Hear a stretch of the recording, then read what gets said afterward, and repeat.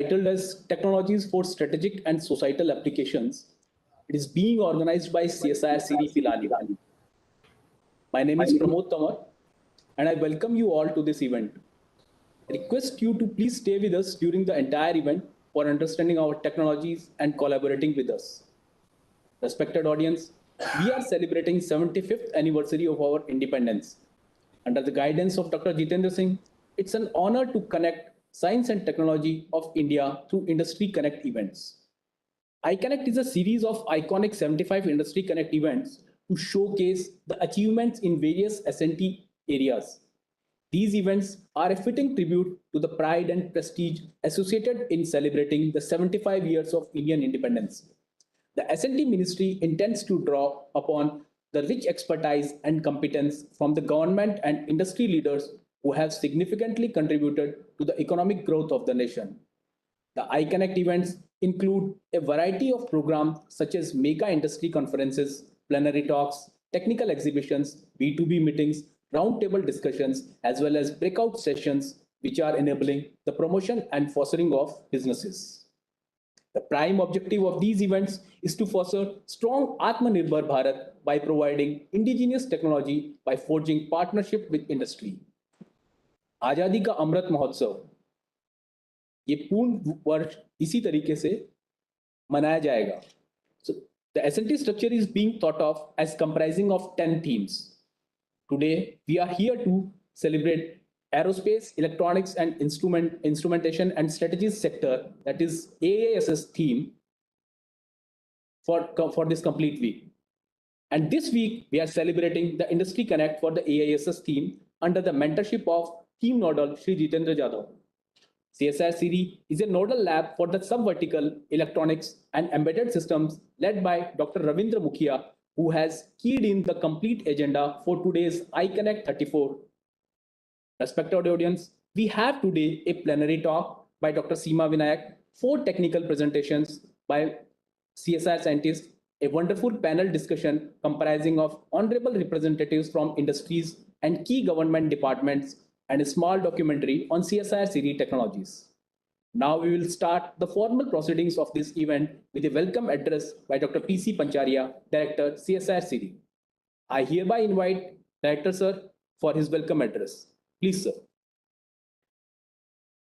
Namaskar. Good morning to all. Our plenary speaker of today's event, respected Dr. Seema Vinayak, Director, DRDO SSPL. Our today's panelists from industries and various government departments, Sri Suresh Baroth, Vice President, Tata Advanced System Limited, Sri Rananjay Laha, Deputy General Manager, Bharat Electronics Limited, Bangalore, Sri P.R. Sarmaji, Joint Director, Industries and Commerce and CEO, Government of Rajasthan, Sri G. E. Subramaniam, Managing Director, Panacea Medical Technology Private Limited, Bangalore, Sri Amrit Manwani ji, Chairman, Sesra Group of Companies, Commander Navneet Kaushik, Director, Technology Development Board, Sri Neeraj Saxena ji, Additional General Manager, Rajasthan Electronics and Instrument Limited, Jaipur, and other attendees from industries, academia, my CSR colleagues. It is a great privilege and honor to welcome you all to this 34th iConnect event. Please accept my warm felicitation. We are grateful to our all guests for accepting our invitation to grace this event. On the occasion of 75th anniversary of Indian independence, a series of 75 events we named it iConnect event has been planned, and this is the 34th event, 34th iConnect event. I would like to thank the idea and thought process of Honorable S&T Minister Dr. Jitendra Singh ji for coining and outlining this concept of 75 events.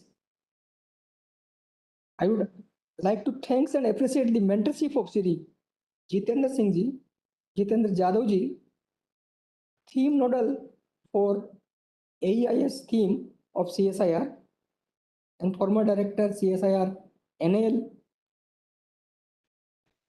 These events will not only cover the technological journey of SNT in India, but also pave the way towards Atmanirbhar Bharat Abhiyan. This 34th iConnect event is aimed to demonstrate the CSIR technology for strategic and societal applications.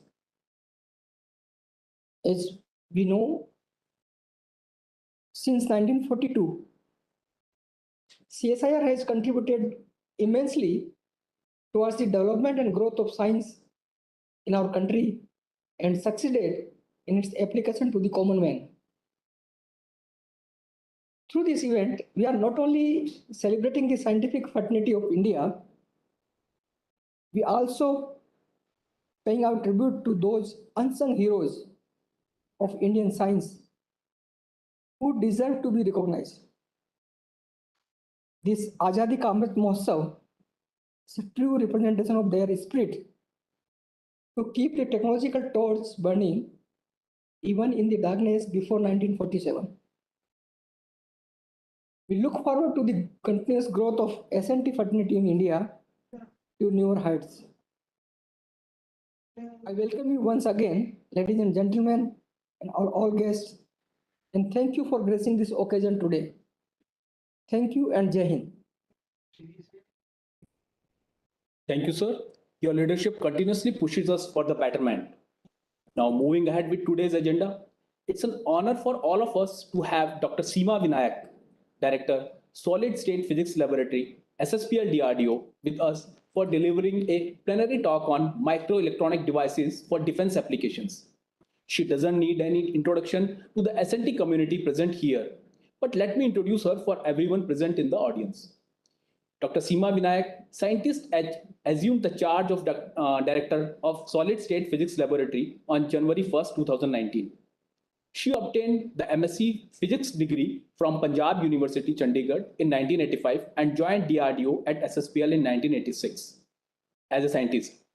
Later, she was awarded MTech and PhD degrees by Department of Physics, IIT Delhi in 91 and 2007 respectively. She has more than 30 years of experience in the indigenous development of high-frequency semiconductor devices and monolithic microwave integrated circuit, also known as MMICs, for strategic applications and successfully spearheaded several MMIC-related technology transfers to the production. She has, to her credit, more than 70 publications in national and international journals, seminars, conferences, symposia, and workshops. She has received several prestigious awards like DRDO Outstanding Teamwork Award for path-breaking research for the development of gallium arsenide-based MMIC technology, DRDO Technology Award in the year 1995 for the development of millimeter wave devices, Gold Medal for the development of nichrome thin film resistors, DRDO Path-Breaking Research Outstanding Technology Development Award as Team Leader for the development of GaN hemp technology. Ladies and gentlemen, please join me in welcoming Dr. Seema Vinayak for the plenary talk. Over to you, ma'am. Thank you very much. At the outset, I would like to thank Dr. Pancharya for giving me this opportunity to talk to all the esteemed scientists and staff of Sri Pilani, all the esteemed panelists who are part of this iConnect event, and also all the other participants who have joined online. It's my pleasure to be part of this event, and I agree with Dr. Pancharya that this Atmanirbhar Bharat Abhiyan is something that is really bringing recognition to the talent pool that our nation holds in science and technology. And of late, there is a lot of thrust even on semiconductors, and I feel it is a long due recognition that the semiconductor technology needed as its significance in our daily lives, where may it be commercial or defense related or strategy related. So I will just give a brief talk. I'm told I have about 10 to 15 minutes. I'll share what we are doing as part of the strategic applications at SSPL.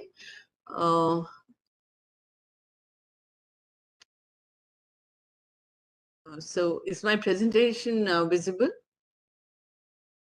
Yes, ma'am. Can you do it in full slide mode? Yeah, sure.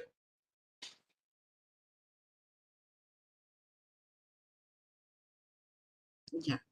Is it okay? Perfect, ma'am. Thank you.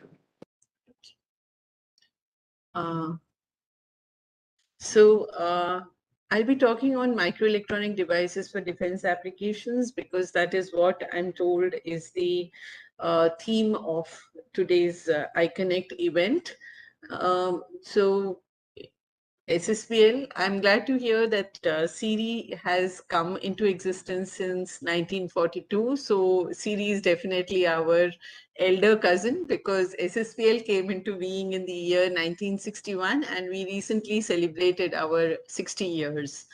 And I've had a chance to be connected with Siri on different platforms. I've also visited there, and I was so very happy to see the kind of packaging technology and other semiconductor technology that they have. I would just share what we are into.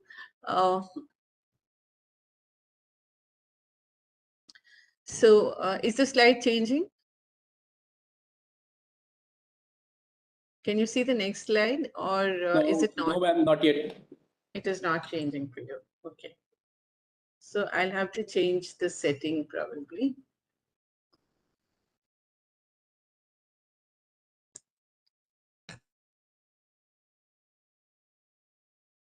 Yeah, ma'am, it's changing now. I think there was some delay. Thank you. Okay, fine. Okay. So for different applications, when we say defense applications, what are these? These are rather just related to different components, I would say, that we may require for radars or electronic warfare, or maybe for remote imaging from space, or in general communication, which we are trying to do through monolithic microwave integrated circuits. Earlier, we worked on gallium arsenide, the technology that is into production now at GETEC. That was transferred somewhere in late 90s from SSPL there. We initially did 12 gigahertz technology transfer, then 18 gigahertz. And now, of course, the GATEC foundry is space qualified and it can deliver up to 40 gigahertz gallium arsenide technology. Meanwhile, we are working on gallium nitride and there is a parallel implementation of technology there. I will just share where we are there. We are also working on different thermal imager applications based on cooled and uncooled infrared detectors. That those can be, the cooled can be cadmium telluride based, and the uncooled version is totally bolometer based. Then we are also, one of our flagship programs is high power semiconductor laser diodes. Single emitters, we are trying to give up to 10 watts. With the applications for explosive detonators, laser fencing, and also underwater communication. The underwater communication part we are trying to do through gallium nitride based lasers. Otherwise, detonators and fencing applications we have done through gallium arsenide based. There is a very interesting application of using fuses for the guns, the howitzer gun, or the other areas where the detonation has to be controlled through a switch. There we have developed a MEMS-based switch, which is a silicon or SOI-based technology. This is totally innovative, indigenous product from SSPL, and this has already gone into production. Then we are also doing some gas and chemical sensors based on solid state sensors, like we're using SAW-based devices for CWA agents, and we are also using carbon nanotube sensors for different toxic chemicals, or are trying to adapt it for explosive detection. Then we've recently deployed some snow avalanche. For snow avalanche detection, we've tried to deploy acoustic emission sensors on snow based on piezoelectric material, which is coming from one of our sister laboratories. So in general, and I would just say that basically, it is not just the devices that SSPL is working on, it is also the material that is required for these devices. So SSPL holds the expertise for material development of bulk growth, as well as are you seeing the slides that I'm talking about, or are we fixed on a certain slide? Because Ma'am, it's are you- visible. which slide? It's MMIC. No, I'm supposed to be on the previous slide. Is it fixed on MMIC, is it? Yeah. Okay, I'll stop sharing and share again.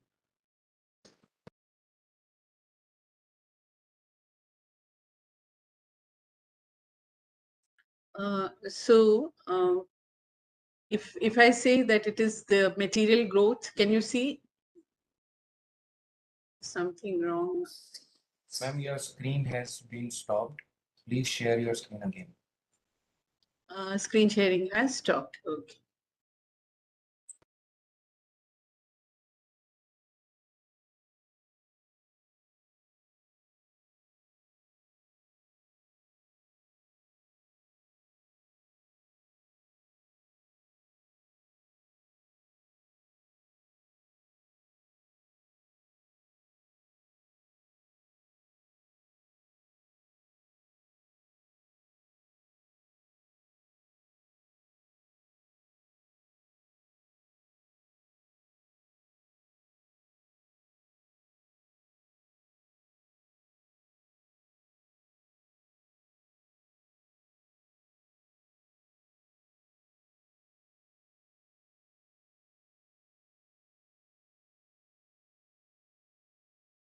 Yeah, I think it's better now.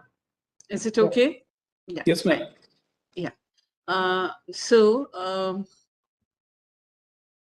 was talking about the material development, and we are doing bulk growth as well as epitextual growth of different materials that are required for different applications that I've just talked about. And as I said, in design, device design and process technology, there is a lot of flagship programs that are going on, and our strength is the material and device characterization facility that we have under a single roof, and that is open to the students, to different laboratories, and also to academia. And we are also recently started working on futuristic technologies that of terahertz and quantum technology. So if I talk about monolithic microwave integrated circuits, we are growing the ALGAN GAN HEMT structures in-house at SSPL, and the complete technology over a 3-inch wafer is now implemented in production. We have a good MOCVD reactor in which we are growing these, but our the silicon carbide, that is the substrate on which GAN-ALGAN is grown, is coming from external sources. So for that also we have, I'll come to that, we have started some indigenous work here, and we have reached some success. Here we can grow ALGAN GAN wafers up to 3-inch, and most of the properties of this material is similar to what we get commercially from any external source. What we have tried to do is make the devices on this while keeping the gain constant and reducing the electric field in the system, so in the device, so that we have very high voltages that can be applied, and therefore we have devices that can be used at 28 volts and also at 50 volts with a very good power, although we tend to use this at 4 watt per mm and at 10 watt per mm at 50 volts. This is the technology that has been made possible through the indigenous design of the field plates that we are using in our high electron mobility transistors. And we have the technology to go up to 0.25 micron and also for X band, and also 0.15 micron for KU band. Right now, X band, we are doing more. KU band, we've just kind of demonstrated the capability, but we still have to kind of implement it within the normal production batches. Then these are some of the indigenous GaN products that we've been able to do. We've been able to make 130 watt packaged discrete single high electron mobility transistor. That is from a single device, we're getting 130 watt. This is an S-band device. Then we also have the C-band power amplifier for 40 watt, and we have in fact 20 such circuits. We have a number of X-band devices with power output ranging from 20 to 30 watt in the X-band region. Also, we have the low noise amplifiers and the switch in the X-band 9 to 10 gigahertz. As I said, that right now we are getting the substrate silicon carbide from external sources to grow our GaN-AlGaN layers. So we have started the growth of silicon carbide ingots, and this is our in-house facility where we are growing silicon carbide. Right now, we have very good results of silicon carbide wafers with very high resistivity. That is the requirement. However, I feel that we are looking forward to the industry involvement to actually adopt this technology. Also, we feel that this technology requires very high purity, greater than 6N pure source material, that is the silicon carbide powder. And also for the reactor, you need very high purity graphite furniture. So the graphite, if companies can get involved in the fabrication of the graphite furniture or in the purification of 6N pure source material silicon carbide, or take up this technology for complete growth, it is something that we are really looking forward to.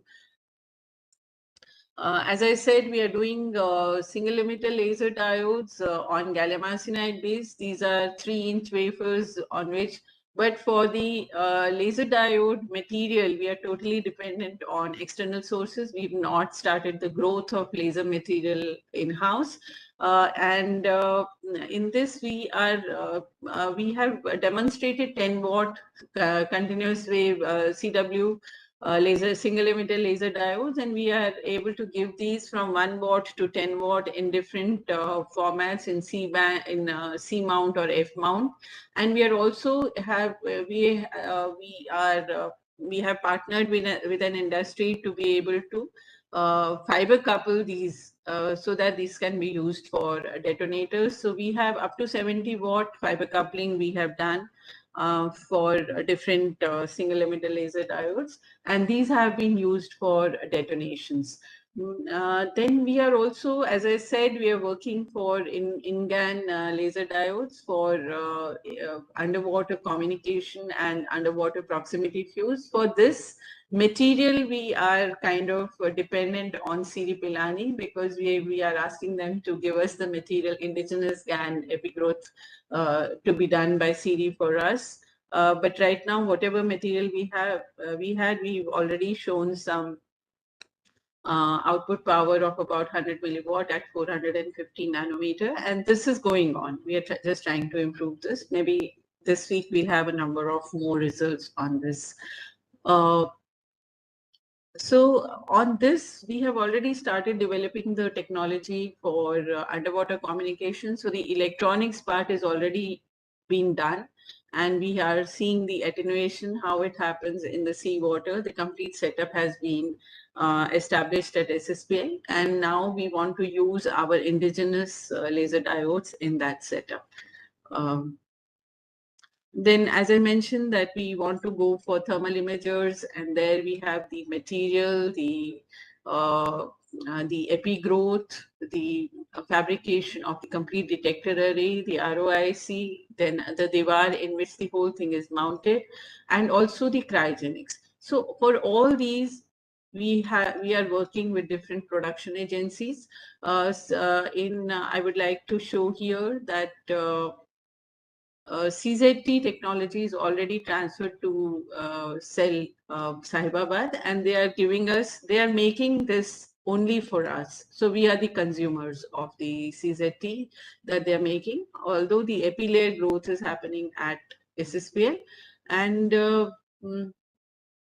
the other part, like the fabrication of the detector arrays, we are doing it at Bangalore. The ROIC is being developed by SCL Chandigarh. Divar Bellop Pune is making for us. The JT cooler, we are working through a company in Bombay, and they are developing this for us through the Technology Development Fund, that is the TDF mode. The Sterling cooler we have already developed, and this technology has been transferred for production to Bell Machilipatnam. Apart from that, like we require germanium windows for the imagers, those we have the technology, the indigenous crystal growth technology here. And we have involved in industry to actually cut the germanium blanks or the germanium lens for use in different imagers. We also have the crystal growth technology for zinc telluride. In fact, if some company comes forward to take this, this is a highly required material, the non-linear crystal structure that can be used for the generation as well as the detection of terahertz radiation. And for IR imagers, we are also growing the type 2 superlattice structures in-house. We plan to go ahead with the detector array fabrication on this. Then for the uncooled bolometer, we have earlier shown the technology, demonstrated the technology on 320 by 240, 45 micron pitch. But now we are going ahead with 640, 480, 17 micron pitch bolometer. And we are utilizing the 180 nanometer foundry of SCL for ROIC. And also there are two industries involved to kind of see the end product in this. This is what I mentioned about that if there is a detonator and it has to hit a booster charge to be able to cause the explosion, we have developed these devices, what we call the G switches, which are placed here so that in case there is any accidental movement of the detonation, the fuse does not work. And this is called a MEMS G switch, which is completely based on the MEMS structure. And it acts like a switch. It latches when the acceleration is of the order of 1500 G. And the survivability of these systems are about 15,000 G. And we have these switches in the TO package and in the LTCC package form. This technology has been transferred to production, and we are delivering these products. There are a lot of reliability tests that are needed here. The prototypes have passed all of them.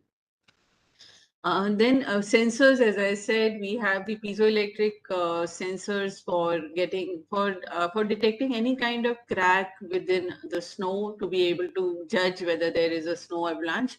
About 8 such systems have been deployed in the J&K and the Manali sectors. So this is along with the detectors, we have the complete data acquisition electronics which has been placed there. We are waiting to get the right models to be able to detect when is the signal pointing towards an avalanche. Then, as I said, that for different toxic chemicals, we have carbon nanotube based. This is also an innovative work done here. And now we have involved in industry because the complete electronics and the sensors have been designed and used for ammonia and NO detection. And since the explosives also break into ammonia and NO, these can be used for that. These can also be used to detect the sewer gases or the other toxic industrial chemicals. So we have involved an industry here to do the training of this system for different gases. And then we have for the CWA detectors, we have the SAW-based ACADA and CAM chemical agent monitors, and this technology has been transferred to BEL Pune. We've had a very detailed testing of these systems, about 9 or 10 of these recently at the licensed lab in India. And we are also trying to utilize this technology to make a pocket size of this kind of a sensor. At the same time, using SAW, we are trying to make some oscillators that some of our sister laboratories require. So in recent times, I would say in the last 2 or 3 years, the technologies that have been implemented in production are the Stirling cryocooler, the eNASICA CAM, the GAN HEMT and GAN MMICs for TI modules, and then the laser diodes, 2 watts, 5 watts, and 10 watt CW. This also we have transferred in production to GETIC. Then the MEMS G-switch we've transferred to Star C Bangalore. Acoustic emission, we have 2 industries involved, Canopus for the detectors and DigiLogic for the data acquisition system. So I would just end here and say that we are in a very, very interesting area, because the kind of satisfaction that one gets from transferring the technology from R&D to production is unmatched. It's an award in itself. And although it comes with a lot of challenges, because it asks for a lot of quality and reliability, and therefore it takes a very long time, sometimes years, to make it production worthy. And I'm so very happy that and so it feels so good that the industry is with us to kind of take these forward, and so that these can be actually used for Atmanirbhar Bharat. Thank you very much for your attention. Thank you. Thanks a lot, ma'am, for this insightful presentation for our wonderful audience. It has been a complete tech-intensive plenary session, and this has raised the technical expectations from our upcoming presentations. I'll request the respected audience to please use the chat box to type your queries for the sessions so that we can answer them. I'll also request you, ma'am, to stay with us for the plenary, for the panel discussion. Now, Yes, aligning sure. with the technology wave, thank you, ma'am. Aligning with the technology wave we have now, we move to the round of technical presentations. We will go in the order of Dr. Ayan Bandopadhyay, Dr. Suchandan Pal, Dr. Sanjay Singh, and Dr. Anjali Chatterjee. Dr. Ayan Kumar Bandopadhyay is working as a senior principal scientist in CSIR CIRI. His current research interests include design and development of high-power vacuum microwave and millimeter wave devices, systems, and microwave and millimeter wave antennas. Dr. Ayan, over to you for this presentation. So thank you, Pramod, for the introduction. And first of all, I would like to convey my regards to all the dignitaries present here, and thank the organizers for providing me the opportunity to present in this forum. So I will present the CSIR technologies which are in the area of high power microwaves, terahertz, and plasma devices. So moving towards the actual presentation, first I will present about the magnetrons. Actually, the magnetrons are very high power microwave sources which are very popularly used in microwave heating and scientific field. In the scientific field, it is used for linear accelerators. So we have developed the technology of wide range of these devices, the latest development of which are in S-band. So of these two of these devices are shown here. So one is the 2998 megahertz magnetron and one is 2856 megahertz magnetron. So one is used for medical Linux and the other one is used for industrial Linux. So the medical, the 2998 megahertz magnetron technology, the peak power is 2.6 megawatt, and the technology of these magnetrons has been recently transferred to Messrs. Panacea Medical Technologies Private Limited. And the 2856 megahertz magnetron, that is again a 3.0 megawatt magnetron, and this is used for LINAC for cargo scanning. So all the technologies associated with these magnetrons, like the electromagnet and the motorized tuning system, has been developed at CSIR. So moving to the next technology, so we go to the klystron technology. So these are actually amplifiers. So these are high power microwave amplifiers, again in the S band. So we have developed the technologies of 2856 megahertz klystron with 6 megawatt peak power and 24 kilowatt average power, and with a bandwidth of plus minus 4 megahertz.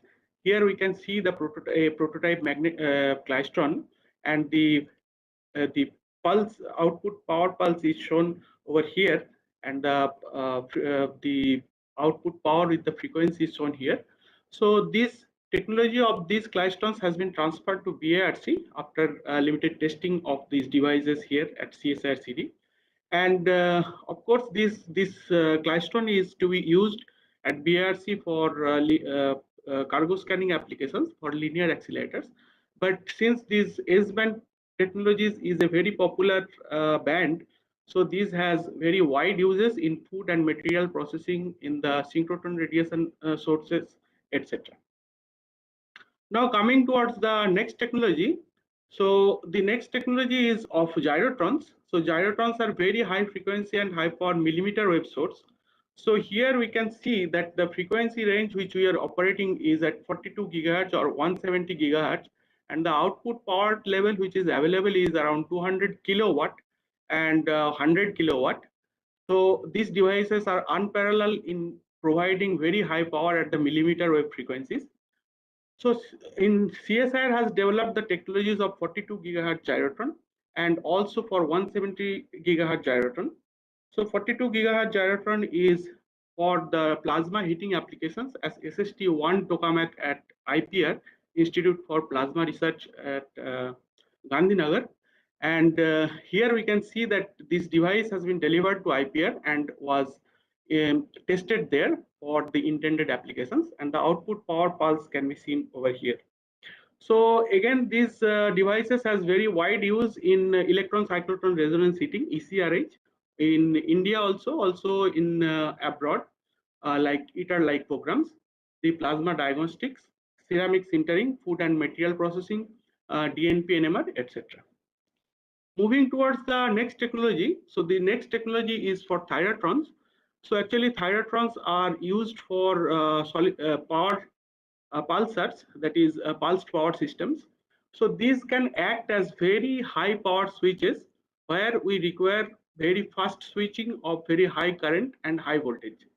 So here we can see the developed thyratron at CSIR, and here the same thyratron is used in a pulsar, and this pulsar is eventually used for driving a klystron. So the setup has been this has been tested in BARC, and these thyratron technologies along with the devices has been transferred to BARC after full testing at CSIR CD and BARC, and the switching characteristics of these devices can be seen over here.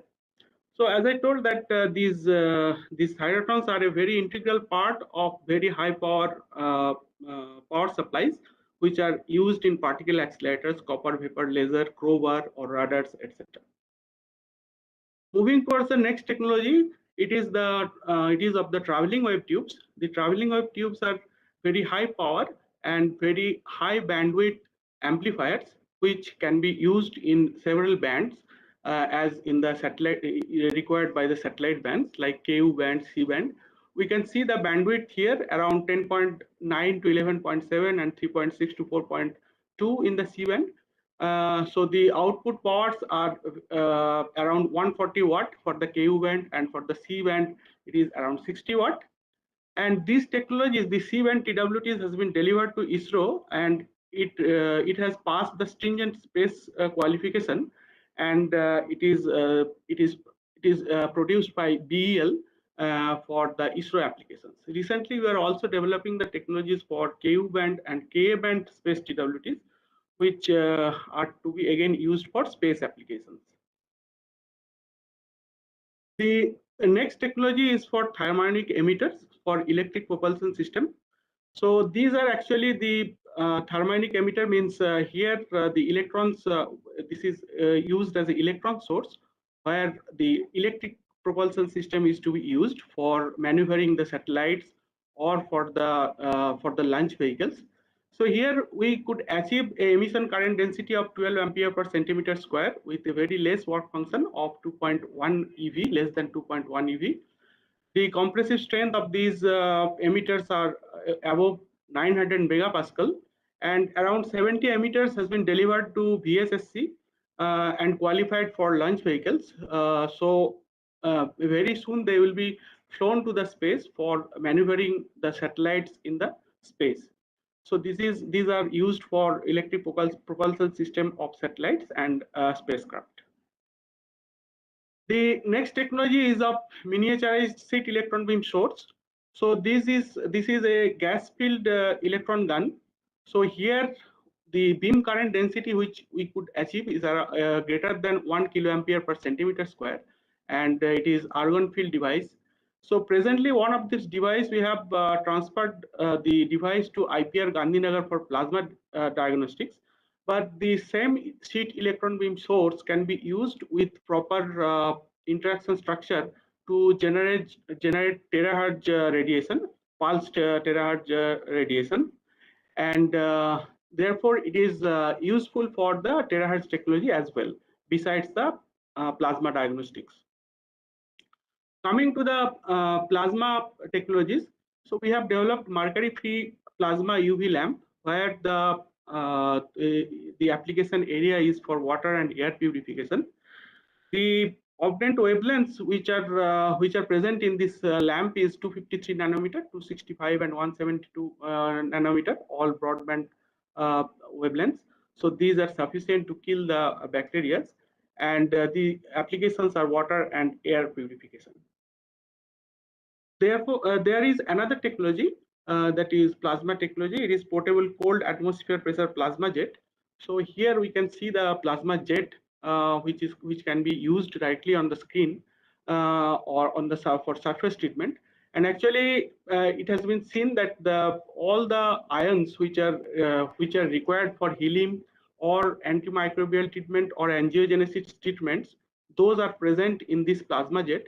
So therefore, the potential applications of these devices are for biomedical applications like wound healing or skin treatment, etc. Coming to the next technology, we have developed a terahertz imaging system at CSIR. So here we can see the imaging system here. So which is actually we use the indium gallium arsenide photodiode as a source, and Indian gallium arsenide or indium aluminum arsenide photomixer as a detector, and we can go up to 1 terahertz, and there are different power levels can be used for different at different frequencies, and here we can use the system for defect identification in materials, assessment of impact damage in composites, or margin assessment in ulcers or cancerous tissues, or concealed object identification, etc. Here we can see a particular applications of identification of the defects in glass fiber reinforced polymers. And typical resolution of these devices of this scan, we can achieve 3 millimeter resolution when using 0.1 terahertz of frequency, and around 300 micrometer when we are using 1 terahertz of frequency. Coming to the next, this is of the magnetic material based composites for stealth applications. So actually these materials can absorb microwave signals in different frequency bands. So in CSIR, CSIO, we have developed the low density ferrite and carbon material in bulk from industrial waste, which can be applied on the metals or any surfaces for absorbing the microwaves.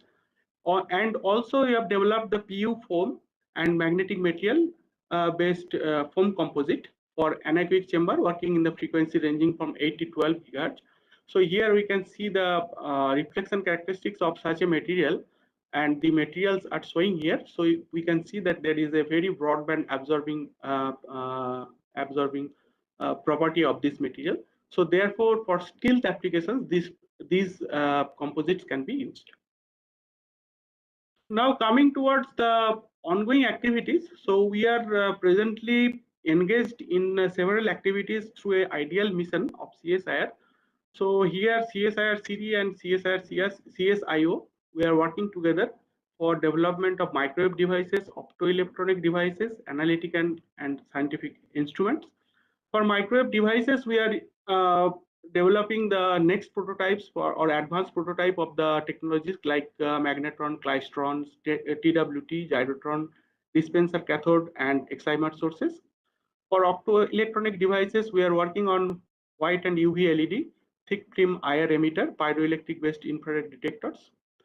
For analytical and scientific instruments, we are developing the portable NIR spectrophotometer, ATR MIR spectrophotometer, UV BIS spectrophotometer, quadruple mass analyzer, electromagnetic radiation power meter, portable Raman spectrometer, magnetic force microscope, precious metal testing machines, pocket calorimeter, image calorimeter, high resolution polarimeter, etc. So we hope that in a few coming few months, some of these technologies will be ready with us. So coming with the devices facilities, which are basically for the development of high power microwave devices. So we have the development facilities like several hydrogen and vacuum furnaces and vacuum processing stations. We have the RF and cold characterization facilities for characterizing the microwave components, and also some integration facilities like laser welder or glass blowing facilities. So these are the essential facilities for making high power microwave devices, and these are also open for uses for the other user agencies or industries. So these were all which we wanted to touch upon. So thank you for your kind attention. Thank you, Dr. Ayan. Your presentation crisply covered the current best of CSIR in microwave and vacuum technologies domain. Being an electronics engineering lab, CSIR CD is known for semiconductor R&D, and who other than Dr. Suchandan Pal himself can enjoy introducing the CSIR series semiconductor journey so far. Dr. Suchandan Pal joined the CSIR CD as a scientist in 1995 and is presently working as a chief scientist and heading project monitoring and evaluation group.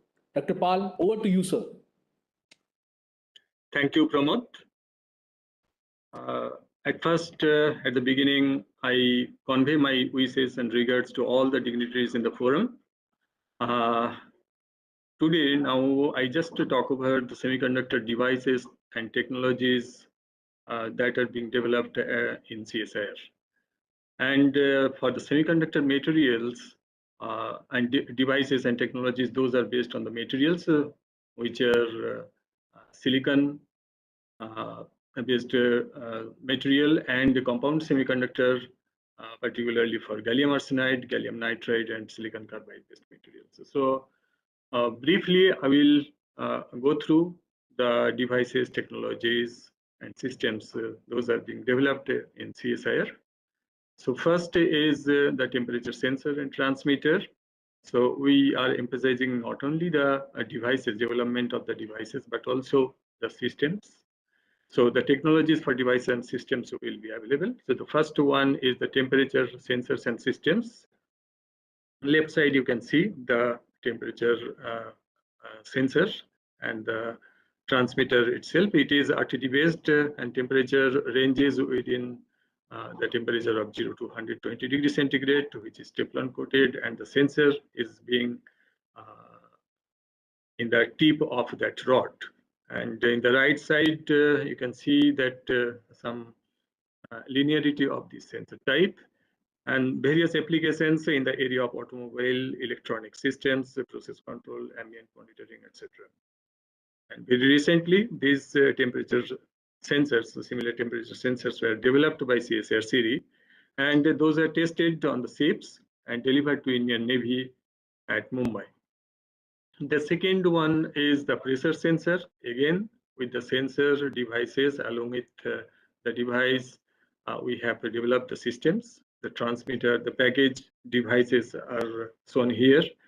And the test result shows the linearity also. And this is also based on the piezoresistive property of the material, polysilicon material. And over two ranges, we have developed the pressure sensor. One is up to 10 bar and another is up to 1 bar with different sensitivities. For the lower range, the sensitivity is around 34 millivolt per bar. And various applications, including lubricant oil pressure measurement, fuel engine oil pressure measurement, altitude measurement, tire pressure monitoring systems can also be used to this. Recent past, we have delivered this type of pressure sensors to ISRO for their liquid propulsion system center, and CSIR NL also, and also we delivered to Indian Navy.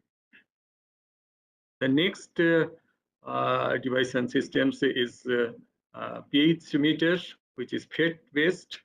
And in the left side, you can see that device and systems.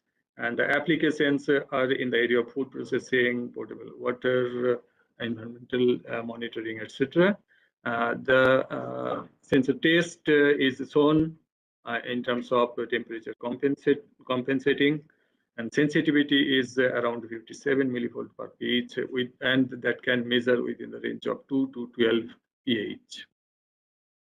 The other important device and technologies is the MEMS acoustic sensor, which is also silicon based, and the schematic diagram, the device and the package device are mentioned, are given in that left side. And various applications are there in space applications, high sound pressure level measurement system, and some of the results in terms of the sensor output with different frequency range also is shown, which the developed sensor can be used in the frequency range of 30 Hertz to 8 kilohertz. And very recently, these type of sensors we have delivered to VSSC ISRO. And these type of devices earlier were used in Chandrayaan. And very recently, 12 successive PSLV flights, these type of sensors have been used by ISRO. Next is RF MEMS switches also. Can see that RF MEMS switches schematic and RF MEMS ohmic switch, those have been developed in our labs, and applications for in the area of 5G, 6G communication, satellite communication, etc. And these type of sensors have been developed earlier for SAC ISRO and NPMAS program and delivered to SAC ISRO for their utility. The other important device is magnetoelectric based MEMS magnetic field sensor, which is also piezoelectric material based, and the resonance frequency is around 10 kilohertz. And it is also cantilever type of devices. You can see that any one particular device is having five different lengths of cantilever, and those layer sticks are the silicon oxide, platinum, zinc oxide, and iron cobalt. And depending on the applied current, the magnetic field will generate, and that develops a trace in the piezoelectric material, and the cantilever property gives the deflection, and that can be used for magnetic field detection in ships for navigation purposes and other biomedical applications. So in addition to that, CSIR also developed a capacitive micro-machined ultrasonic transducer CMET for applications of medical imaging, non-destructive testing, and very recently or earlier we have developed and delivered this type of devices to DEIGCAR and also to IMM-CMR Italy. Similarly, we have developed a magnetometer and some basic features, diagrams, and specifications are mentioned. And we have very recently delivered to CSIR NAL, National Aerospace Laboratories, for their micro vehicle application. The other is MEMS-based accelerometer module. The device, package device, and the accelerometer module you can see, and some of the test results. Again, these type of devices we have developed and delivered to CSIR NAL as well as IISU ISRO. And the applications are in the area of navigation, biophysical signal detection, automobile, and defense and space. In addition to that, in the compound semiconductor area, we have developed a gallium arsenide-based Hall sensor. The right-hand side shows the devices and were bonded devices to pads and packaged devices. So this type of devices with sensitivity of 143 volt per ampere Tesla, and those can be used for automotive and energy meter applications. And this type of devices have been developed under MTMAS DRDO program. Under another program, we have developed a micro lens array on fused silica material, and those have been delivered to IRD DRDO. Special techniques of reflow technique has been used to develop these spherical lenses and array of lenses of the particular design of their requirement. The other 980 nanometer laser diode have also been developed. Again, the material was imported some external agencies. The materials are not developed here. This is in-gas quantum oil, and gas is the barrier, and L-gas material are used for cladding materials, both for undercladding and overcladding. Cavity length of 1.5 millimeter, 1500 micron have been used, and 160 milliwatt up to we have achieved for particularly pump laser applications or erbium doped fiber amplifier applications. So right hand side shows the laser bar and packaged laser and EDFA application. In addition to that, we have our MOCVD reactor, particularly for the growth of gallium nitride based material, and with composition of indium and aluminum, we can go for ternary InGaN or LGaN or quaternary L-InGaN type of material for device application. So we have the fabricated blue and white LEDs with indium composition and with a different type of device sizes, 1 millimeter by 1 millimeter, 0.5 by 0.5. And after that, we have gone for the phosphor coating, yellow phosphor coating to get the white light. And these blue and white LED technologies have been developed for under CSIR program. This can be used for indoor and outdoor application and decoration. In addition to DC LED, we have also developed AC LED technologies. This is a very specific kind of LEDs. Very micro LEDs are being interconnected within the chip itself, a number of LEDs, and those can be operated from AC itself. So combination, series parallel combination or Wheatstone bridge combination are used, and depending on our requirement at what AC, 110 volt or 220 volt, we can go for the combination of LEDs, and depending on the intensity, we can go for the combination of that one. So far, we have developed this technology as well, and those are the schematic and AC operated LED on a chip and packaged LED devices. In addition to that, gallium nitride based HEMT, high electron mobility transistor based devices we have developed, which can be used for biosensing applications. And this is basically GaN-AlGaN based. And in this type of for biosensing applications, as the gate length is not that much critical, the gate length we use around 3 micron.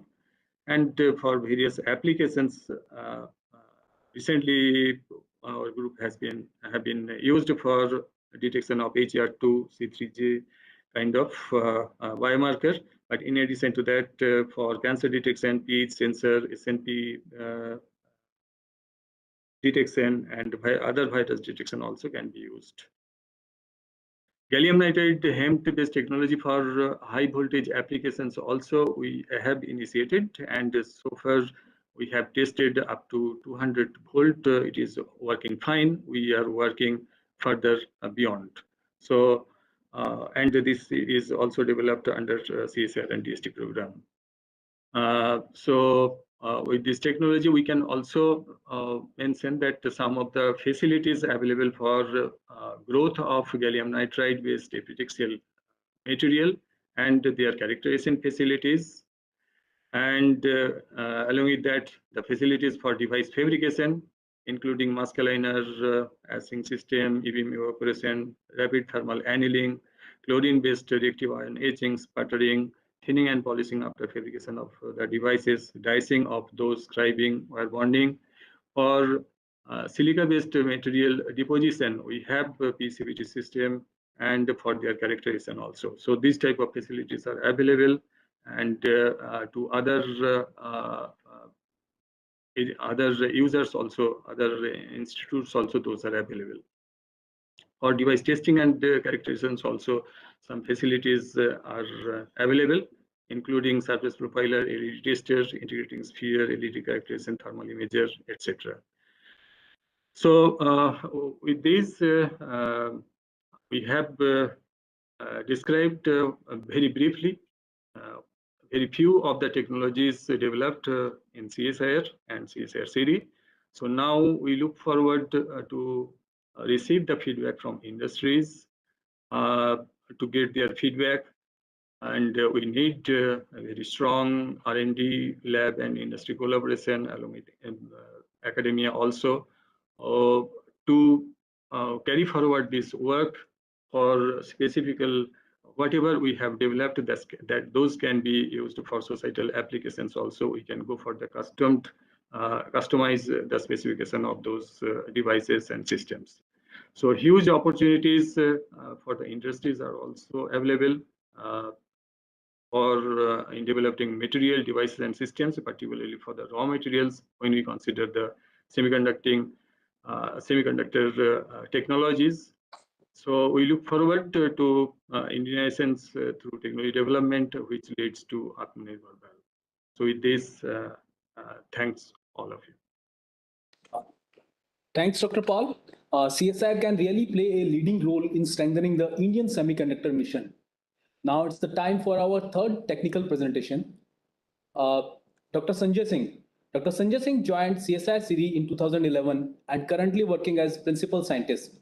His research interests are computer vision, machine learning, artificial intelligence, VLSI architectures, and FPGA prototyping. Dr. Sanjay Singh will be presenting some of our technologies in advanced electronic systems. Over to you, Sanjay. Yeah, thank you, Pramod. Good morning, everyone. So I will be presenting a brief breakdown of the advanced electronic systems technologies developed at CSIR laboratories for societal and strategic applications. So in the interest of time, I will be very brief while explaining the technical details and specifications. So as we all know, milk is an inseparable part of people's food regime, and therefore it must be ensured that the milk we are consuming is safe for our health.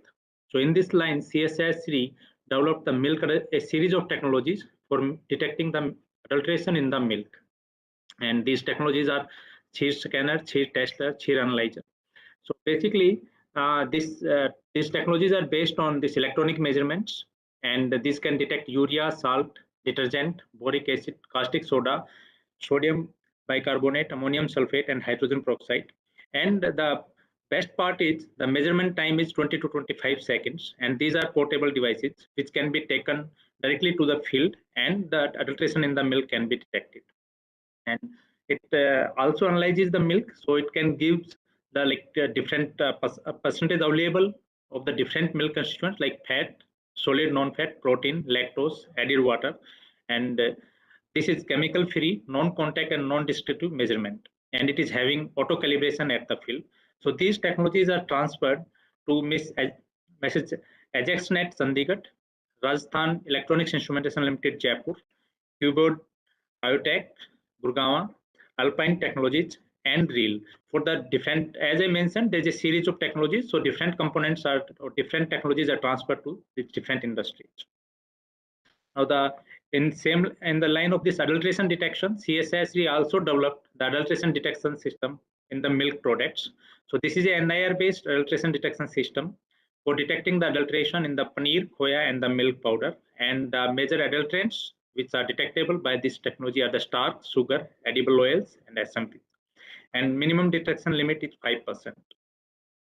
CSIRC also developed the adulteration detection system for detecting the adulterants in the ghee and edible oils, and this is based on the optical scanning principle for detection of the adulterants and the compositions which are detected.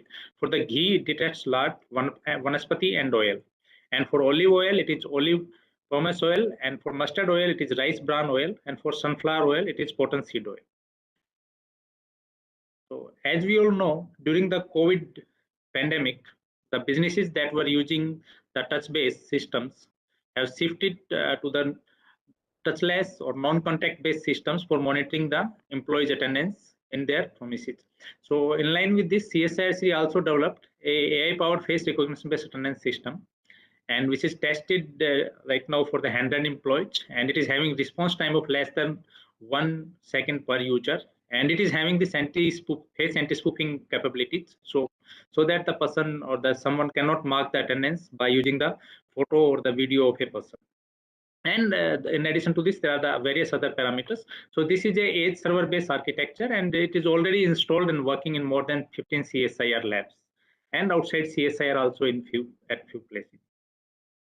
So other important technology in the advanced electronic systems area is the smart water meter. So this is handheld IoT enabled static water quality measurement system, and it detects, it measures the different parameters, which includes pH, TDS, salinity, conductivity, ORP, flow rate, and water volume consumption in the different ranges which are highlighted here. And this technology has been tested in CSIRC and already commercialized with WaterQuest Hydro Resources Private Limited, Ahmedabad, last year. Now, the other important technology is heart rate measurement using RGB camera. So this is a contactless, it is non-contact based method where a person looking at the camera, the video is captured, and based on its facial features, the heart rate of a person is detected. And these videos show you like this person is in the resting position, where from the standard device it is somewhere 94, and the heart rate calculated from the camera is 95. And when the person has gone through some exercise, so it is showing 133, and this is 135. So this gives an accuracy of heart rate within plus minus 5 per minute. In the healthcare sector, another important technology is this IoT-enabled watch for rapid vital parameter, health parameter measurement.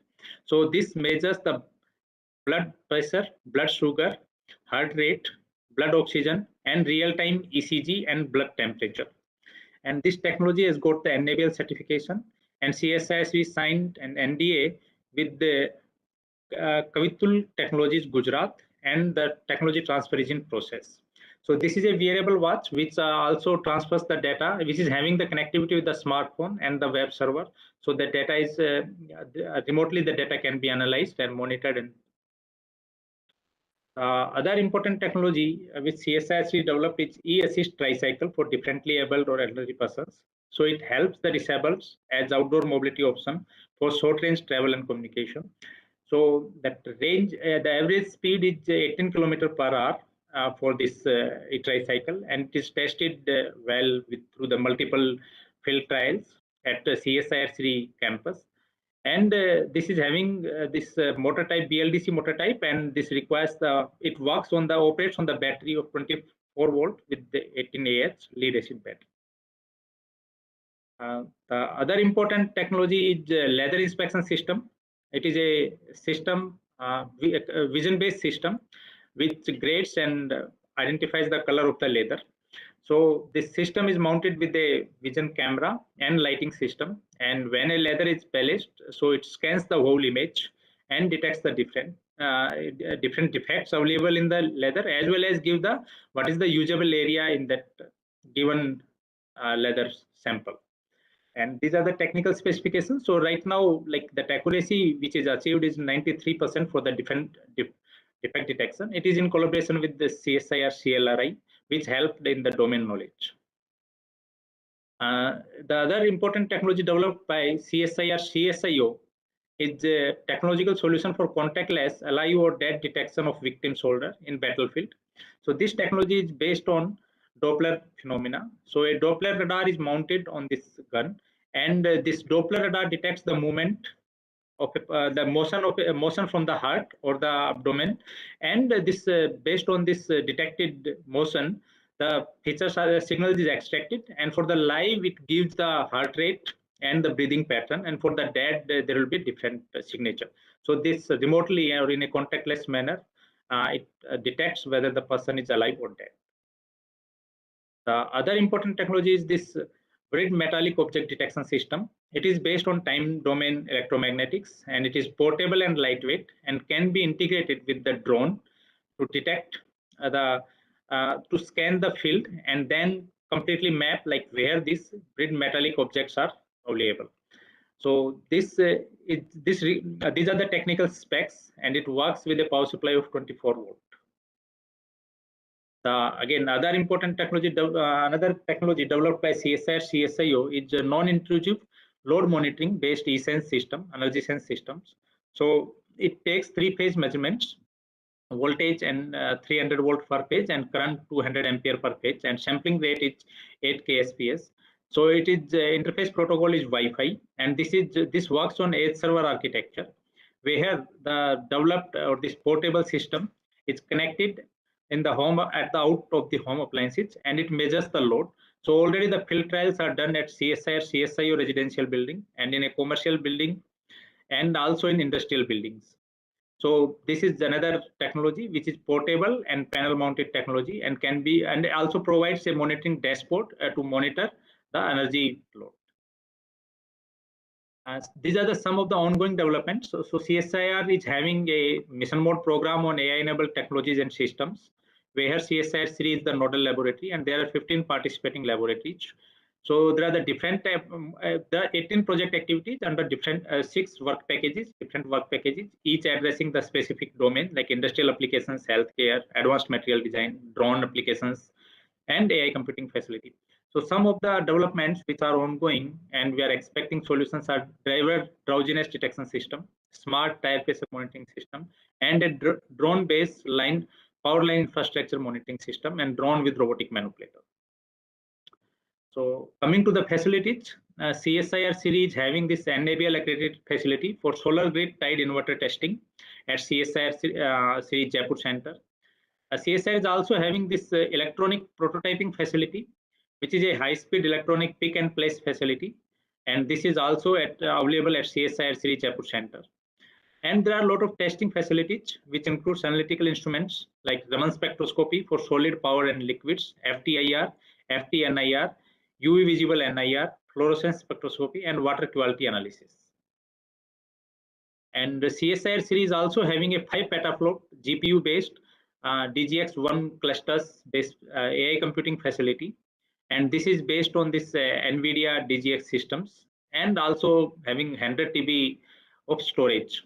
So this facility is accessible remotely as a GPU as a service for better performance and training acceleration of AI and deep learning algorithms. And it is available to CSIR labs under the AI-enabled technologies and systems mission. So thank you. That's all from my side. And looking forward to questions in the chat box. Okay. Thanks, Dr. Sanjay Singh. Going ahead, I would like to invite for the last technical presentation by Dr. Anjali Chatterjee, who has joined us from CSI CMARI Durgapur. She will be presenting on technologies for society. Dr. Anjali Chatterjee, Chief Scientist, is currently heading the Department for Business Innovation and Skills at CSIR Central Mechanical Engineering Research Institute, Durgapur. Dr. Anjali Chatterjee, I request you to please take over the presentation.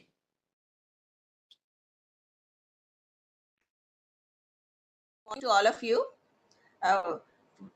From CMARI, we would like to present few of the technologies that are very useful for the society, as well as it is having many electronics part in it also. The first one that we will talk about is, please change the slide.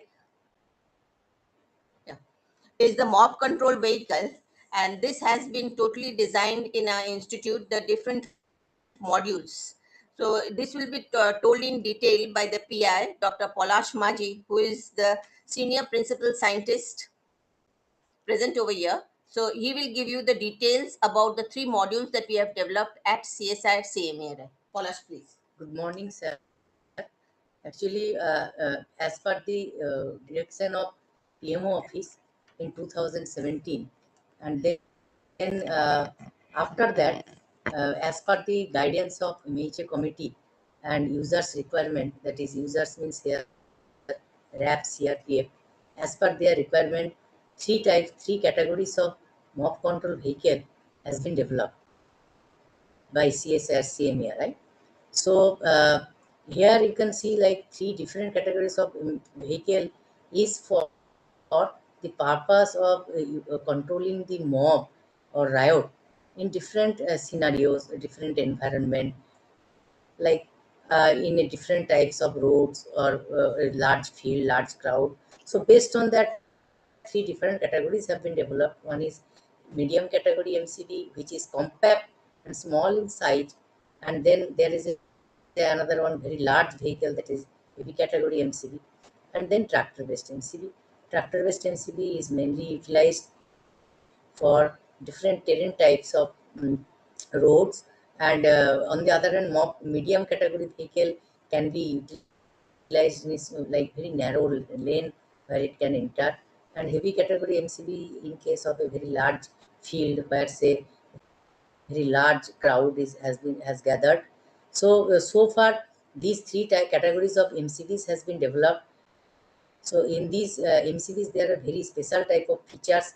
In different vehicle there are different types of features. I'll come into that in the next slide. Next. So mainly if you see, like medium category MCV is a small in size, that is 2.5 ton load pay capacity. On the other hand, heavy is 7.5 ton, and tractor based is built on 90 HP industrial tractor. Now all the fast vehicle can also carry like 8 troops along with 2 drivers. Next. So in these next slide please. So in this you can see these are the main features has been incorporated. First one is front shovel, that is in case there is any blockade on the road by the mobs, that can be removed very easily. Then all around irritant spray system. Sometimes what happens that mob come very close to the vehicle, and for defensive purpose there is all around irritant spray, that is from the inside the vehicle itself. If you press a switch, so all around irritants will be sprayed, so that mob cannot come very close, cannot touch at least to the vehicle. Then vehicle mounting tear smoke system, that is also purpose is same. Instead, in place of irritants spray, it is like tear smokes come out all around.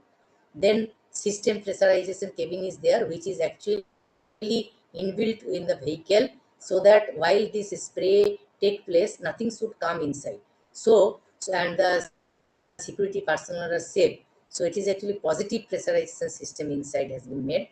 Then the very special, very common requirement is the MBL, multi-barrel launcher, using which actually tear cell are being fired, and that is very common requirement for riot control. So that is built on the vehicle roof. On both the vehicle it is there. Then PTZ camera is there, which is actually mounted on the top of the vehicle and protected all around with the nets. So whenever there is a requirement, it can come up and it can give a better view of all around up to a larger distance. Then video stitching system is that as camera will take photographs from different directions, so then all those photographs or videos can be stitched together, and then it can be transmitted to the headquarters or anywhere in the station for security personnel, so that proper direction can come to the security personnel in the vehicle. Then front shield is there. It is a very special type of thing, which is actually built inbuilt in the large size vehicle only, that is heavy vehicle. So what happens that there is a like foldable type of shield which get collapsed while it is on the vehicle, on the top of the vehicle, it is folded totally, and when deployed it come to the in front of the vehicle, and it can expand it up to 7 meter.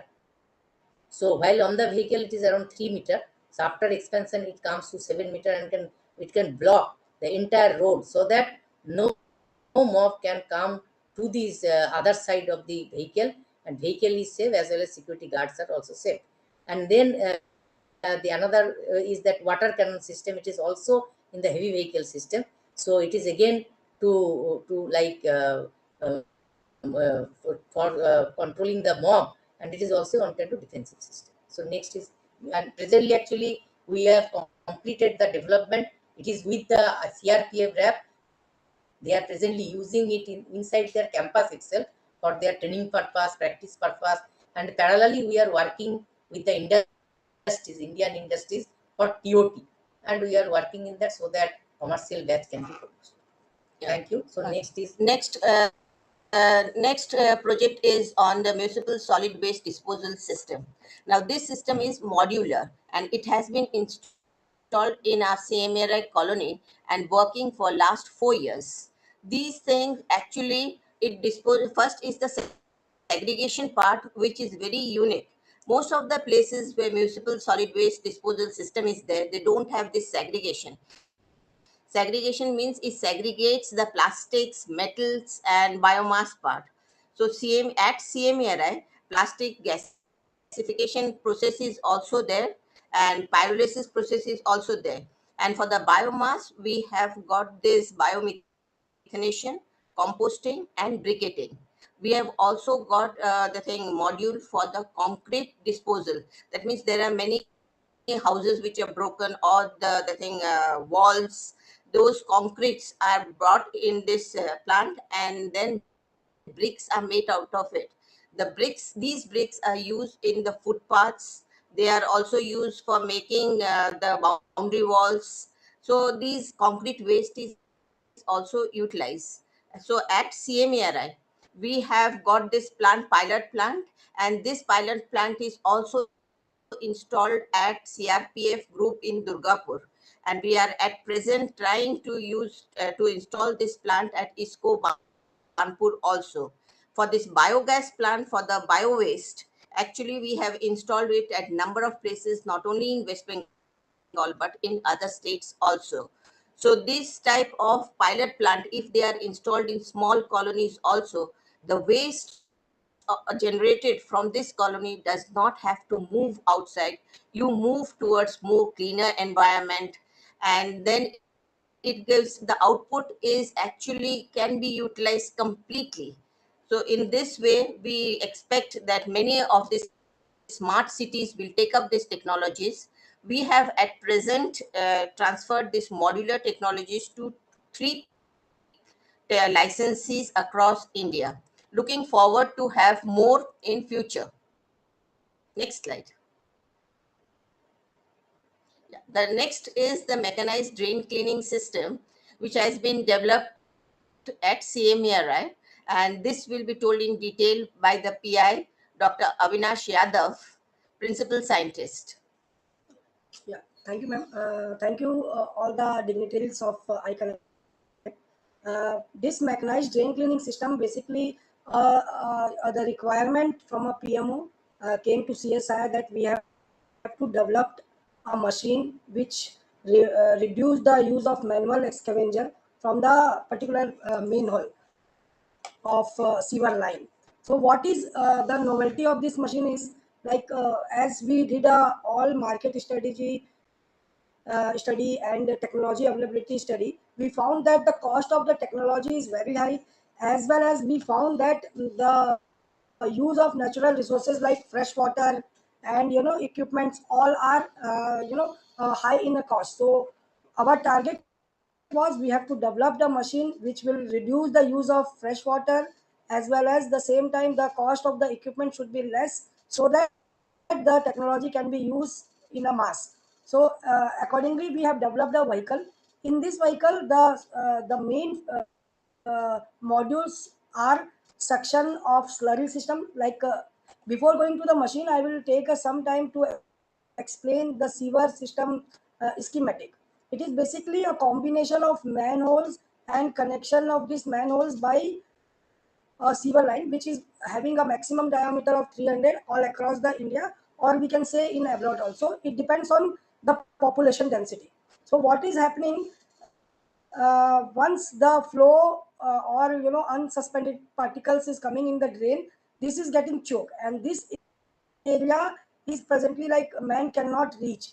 So the man is coming in this manhole, and then manhole, by using the manhole, the by using a bamboo or rod, they are cleaning this horizontal pipe. So in our technology, what we did, we use the slurry water. We are sucking slurry water from the manhole. In situ, we are doing a filtration, and then that filter water we are using for cleaning the horizontal chokages by multi-axle nozzles. After this, we have developed our own positive type of drivetrain to reduce the overall development cost, and to make the system more safely, we will develop operator feedback system based on the problems which may occur during the field testing we found during the proto testing in various sites. uh, Apart from this, what during testing what we found that there is a huge requirement that we should know the health of this horizontal drains, whether it is get cracked or inside whether we have cleaned fully or partially. So we have developed one attachment which is going through this slurry water itself, and then giving the inspection of full drain. So these are the module we have added in this machine. This machine we have tested in CMERI more than 60 hours in our colony. After that, we have taken this to the bigger colony like the Sale, Durgapur, as well as Damodar Valley Corporation colonies, and got a appreciation. And with modification and all suggested by the different end users, we have taken this vehicle to New Delhi to at our CSR headquarters. We have presented this vehicle to Ministry of Housing and Urban Affairs in presence of Jal Board Delhi and many other dignitaries. And after this demonstration, we have transferred this technology to two bigger companies. One is Kamavida and another is Manyar. And Manyar has already been made their machine. Right hand side bottom, you will see the photograph. The machine has already been made and they have registered in GEM. Whereas the Kamavida currently Dr. working Anjali? on it, and then very soon it will be available in the market. Okay. Okay, great. Thank you. Thank Thank you. you so much. Thank you, Dr. Anjali, for this wonderful presentation. Now is the time for the panel discussion. I'd request our panelists to be on stage.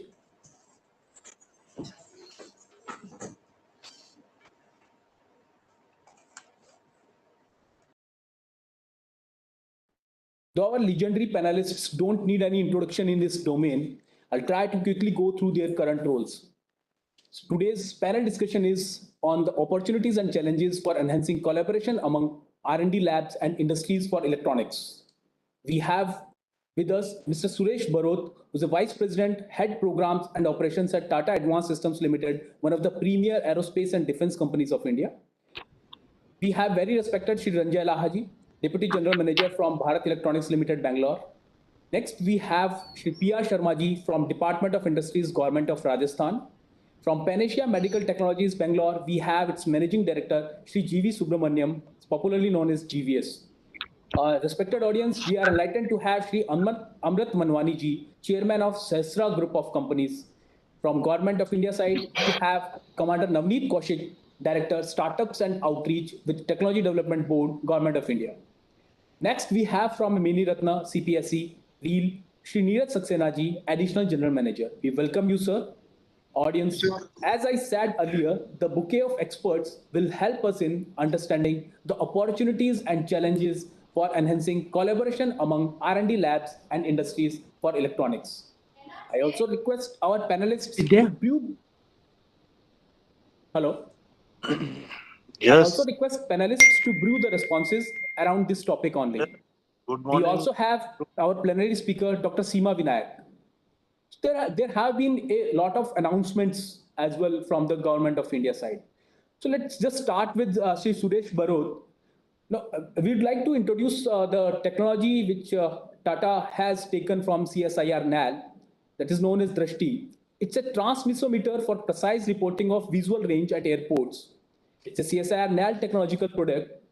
The sophisticated instrument helps pilots while flying out of or approaching airports with an accurate runway visual image. It costs just one-third of the price of the systems imported from other countries.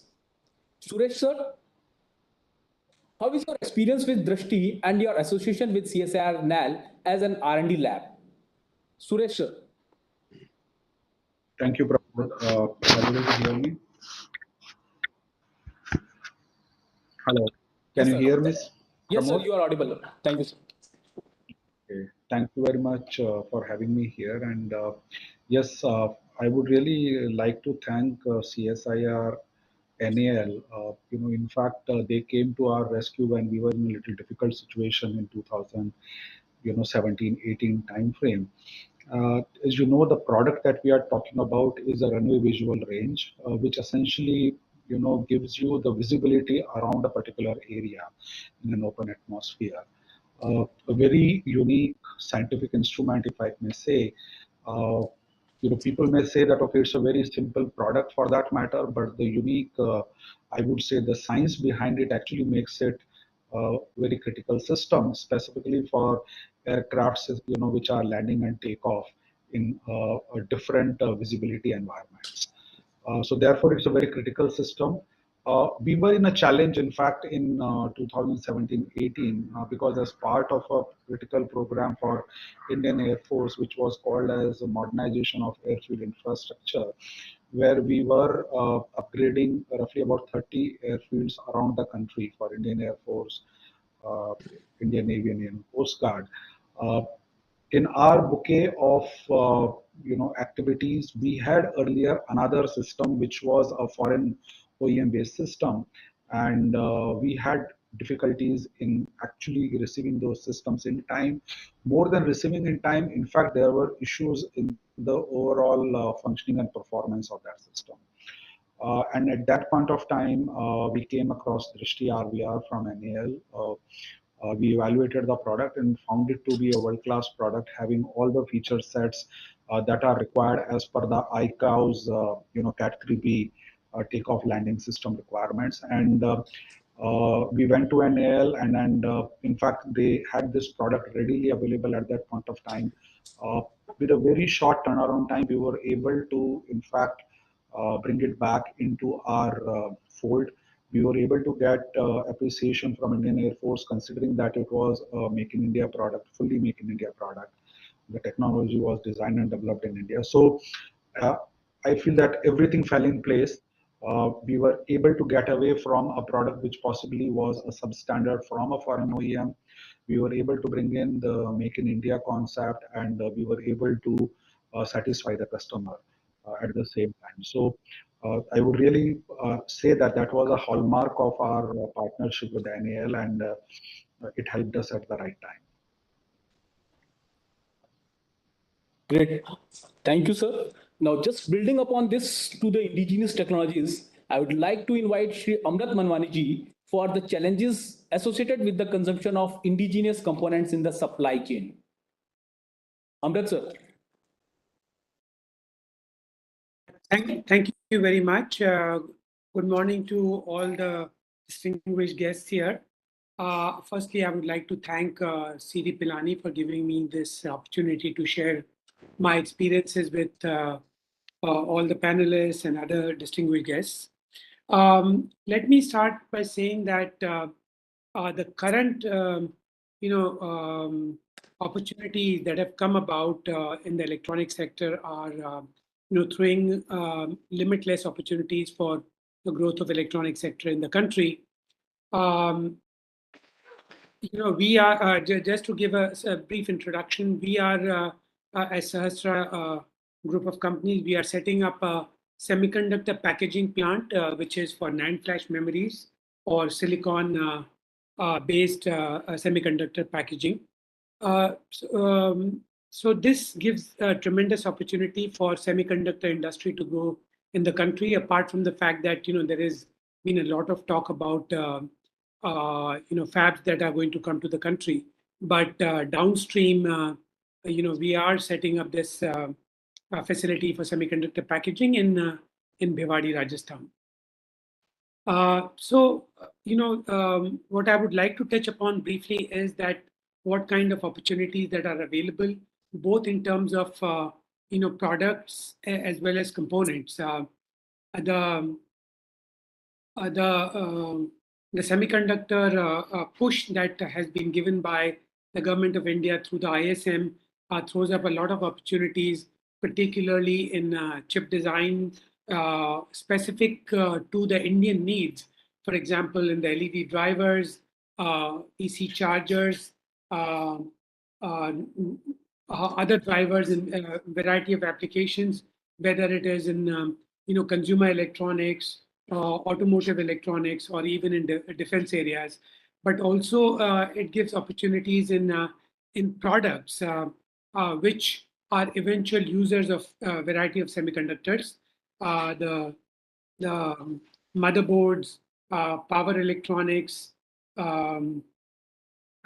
DC and AC energy meters, etc., etc. There are a few challenges that I would like to highlight. When we talk about indigenous demand and indigenous growth of these devices that are going to be used, there would definitely be volume challenges. Initially, the volumes that are available in the country would be low, and they will not be comparable to the global need for volumes. And therefore, the industry will face challenges in terms of slowly ramping up to achieve a scale which is global in nature. So we have to bear in mind that we have to develop technologies together with the R&D institutions as well as academia to develop production technologies, particularly which are very, very competitive, so that when initially the volumes are low, then we can equally compete. And as the volumes grow, not only we are able to compete within the country, but also become a global competitive industry. What has helped the country or the industry, I must say, and I must thank the government for those initiatives, are the PLI initiatives that have been introduced by the government, particularly the Ministry of Electronics and IT, as well as DPIIT. And they are in a variety of subsectors of the electronic industry. For example, the mobile phones, the electronic components, IT hardware, white goods, medical electronics and other healthcare products, telecom, and electric vehicles. So all these PLIs are encouraging the industry to participate in the semiconductor growth of the country. And I'm certain that the country of India would benefit. And when I say the country of India, not only the consumer, but the industry will see a rapid investment and significant investment in the electronic sector, which hitherto had been missing. So, I think there are limitless opportunities in electronic sector growth. Thank you very much. Great, sir. Thanks a lot, sir. You touched upon the government policies and schemes. So let's have inputs from Commander Navneet Kaushik, who has a first-hand experience of the schemes of Technology Development Board. Commander Kaushik, can we have some insights from you on the schemes and then how they are integrated with policies for successful execution? Commander Kaushik. Thank you. So let me start by thanking the panelists and Siri for inviting me here, because when I came here, I really thought I really don't know what I'm doing here, because the technologies which I saw today, which has been developed by CSIR Siri, they were amazing. And I see industry and Panisha is already here, so they would know exactly what we do, because we are in between CSIR's the technologies developed by R&D labs and the industry, because the labs are the ones which are actually developing the technologies which are niche, and because in India as of now the government can do that kind of a R&D. But like somebody told me one of the conferences that government can make a cake, but it is the private sector which can do the garnishing and the selling. And that is where we come into play, because when the private sector has to come in, when the industry has to come in, the most important part that is required are the finances. And that is where Technology Development Board comes in, because we support private limited companies, be it startups, MSMEs, or large fund houses. Like we have supported Tata's also for their Bangalore facility. But our only this thing is we are supporting indigenous innovative technologies. So for that, we provide up to 50% of the project cost at 5% simple interest. And the good part about, I have been here for the last 4 years, but that is something which I can always say. The good part about Technology Development Board is we respond to people. You write to us, we respond to you. Any industry. If we have to say no about a funding, we say no with the reasons given in writing. So as far as our,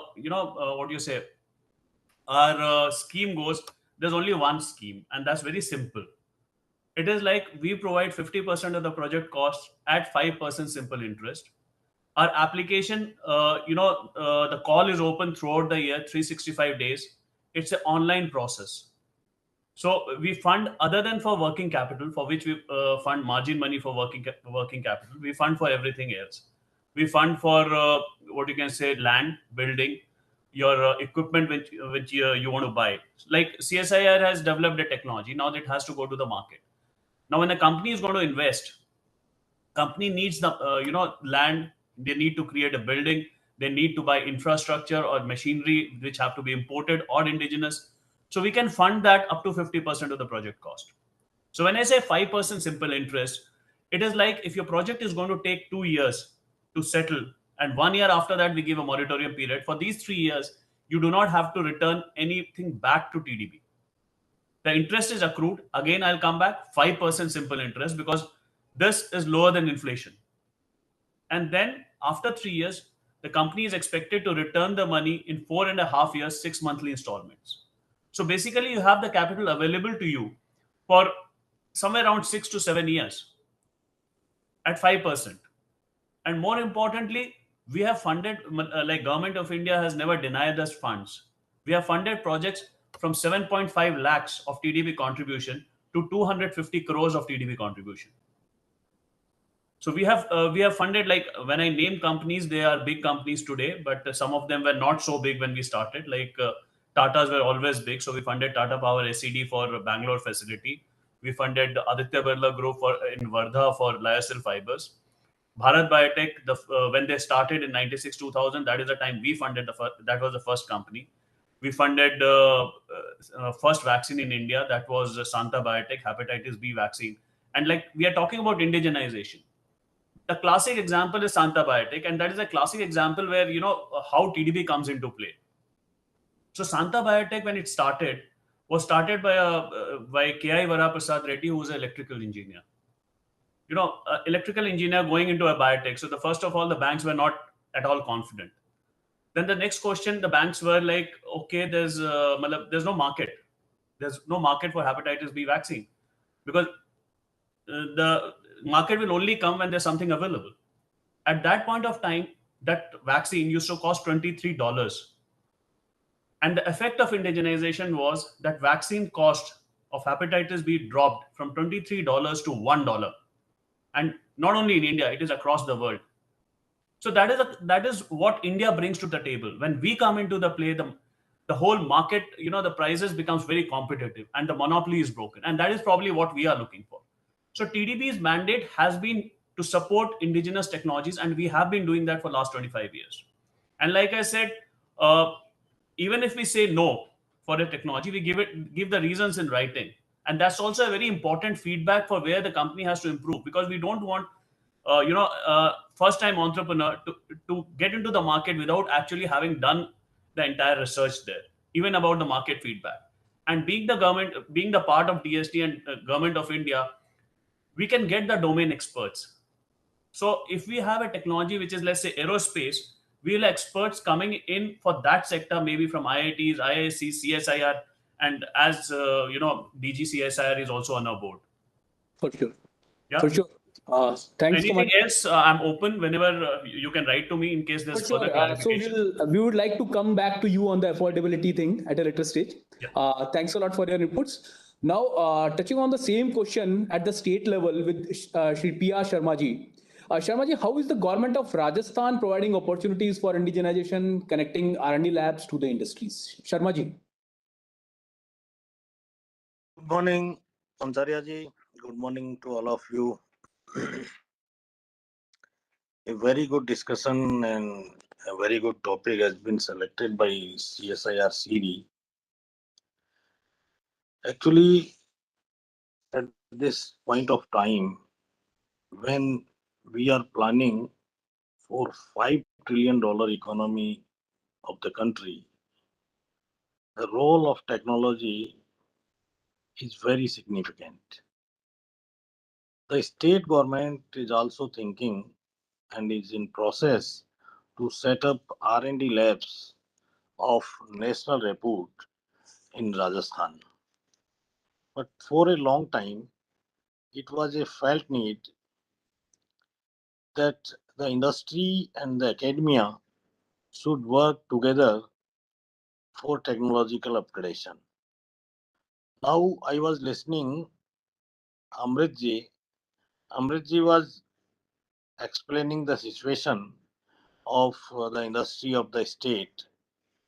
They have set up an industry in Bhiwadi, and we don't have such R&D facility in the sector of electronics in Bhiwadi.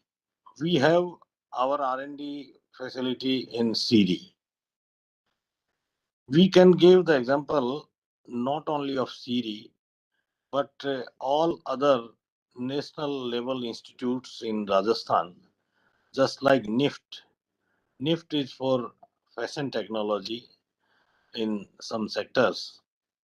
FDDI is the Footwear Design and Development Institute that has been set up in Jodhpur. And other institutes of national reputes are there in Rajasthan. But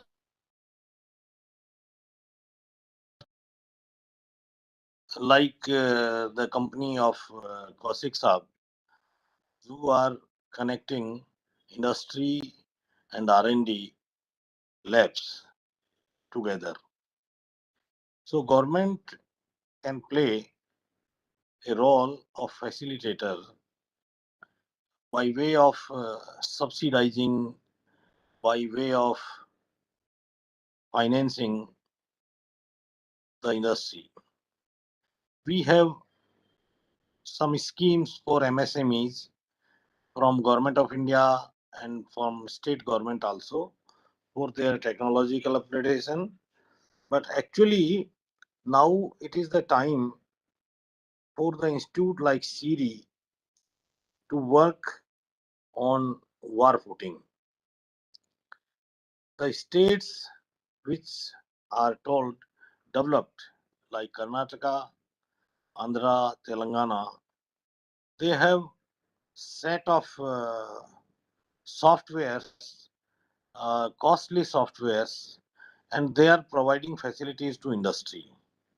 So they have been developed in the sector of electronics. And here in Rajasthan, we have the headquarters of CIRI since 1953, and we are still in the process of developing of electronic sector infrastructure in Rajasthan. The investors also look at the R&D facilities in the state, and they invest on basis of that facilities providing by the R&D institutions in every field. So I would like to suggest here to CIRI that they should extend their facilities in the clusters of electronics where the industries are growing naturally or by way of setting up of electronic sector specific industrial infrastructure, and they should go to industry. The industry, when the industry is not coming to them along with their local facilities, then they should go to industry and they should work for them. So in case of CIRI, we just started some dialogues with the director Saab, who is quite positive and progressive, and they have planned to set up a center of excellence come semiconductor facility in Jaipur, and the state government is trying to provide land for their facility, and we are inclined to benefit our industry in Rajasthan through CIRI. Sure, I sir. think the industry and academia collaboration and coordination is not up to mark in Rajasthan, as I see and as I felt in other areas and other countries. So, a positive approach towards this collaboration and coordination is essential for industry. Thank you. Sure, sir. Thank you. Just as you said that CD can stretch to the industry. So let me just put on Shri Neeraj Saxena ji. So Neeraj Saxena ji, what do you think that a sort of because REAL is a sort of production partner to CSIR Siri for our flagship dairy technologies. So how do you see this collaboration? This way, I can say that we are actually stretching towards the industry. Please, sir. First of all, I would like to thank Director Sir Pincharia sir for giving us an opportunity to be a part of this as a panel expert. In fact, I am management professional, but my MD, Mr. Rakesh Chopra sir, is busy in a board meeting today. So that's why he trusted me to be a part of this panel. So I'm here to address queries and questions here. In fact, before coming to your question, I would like to give a brief about our company. That our company established in the year 1981, and technology. We started production of electronic milk test for borrowing technology from Enforce Electric Denmark in dairy sector. In 1985, we diversified into solar energy. And since 2009 and onwards, we are associated closely with CSIR Siri, and we have done some strategies, technologies tie-up with the Siri in the year, 2 tie-ups, 1 year in the year 2012 and other was in 2021. And with those, EMAT and EMAT Plus, we of course we are very thankful to the Siri Pelani that they have supported us in providing this technology, which helped in sustainable development of the economy as well as the improved quality of the society. These products are very, very beneficial to the society itself, and customers are, that farmers are getting quality milk as well as the transparency in the system, and they are getting the actual payment of the milk. Otherwise, before that, there were so many things, adulteration and milk was there, but because of this EMAT Plus, we could this thing eradicate this adulteration, the urea salt or aluminum sulfate, caustic soda, and melamine hydroxide peroxide. In that way, we are very much thankful to the Siri Pelani. They have given me technology. They, of course, this booming the industry, particularly the cattle feed and this milk sector. Great, sir. Thank you. Now, coming back to the semiconductor domain and our technology partner, Bharat Electronics Limited, Ranjay Lahaji, as a PSU, you interact with both industries and government labs. So, how do you evaluate this partnership? We need some suggestions from your experience in what is good and what can be better. Ranjay Lahaji. Thank you, Pramod, for this opportunity, and I would like to thank Siri Pilani for giving us this opportunity to get a glimpse of the wonderful research being carried out at Siri and the other CSI.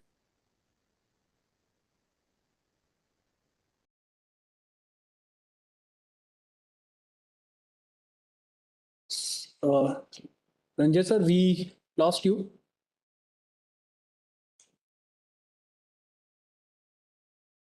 Okay, till the time he joins back, I would like to have a quick query with the Panacea. So we are working with Panacea for quite some time now. Okay, you're back. So please, Ranjay sir. So as I was telling, I heartily congratulate all the scientists who have come up with such beautiful, products. And it was really an eye opener because I guess many of the scientists are working on some technologies which are already under sanctions from various international communities. So many of our products, because BEL, as you all know, was established in 1954, and we work primarily for our defense. We are primarily the production agency for all our defense forces, and most of our products are defense oriented. But nonetheless, we have already worked on some products for the society like the ventilators during COVID times. It was also done in collaboration with DRDO labs in Bangalore. And other than that, we have products like the EVMs and the VVPATs, which primarily contribute to the democratic process of the country. What I would like to suggest here for the scientists are for the environment. In fact, BEL is very much interested to work in the electric vehicles or rather the electronics for electric vehicles.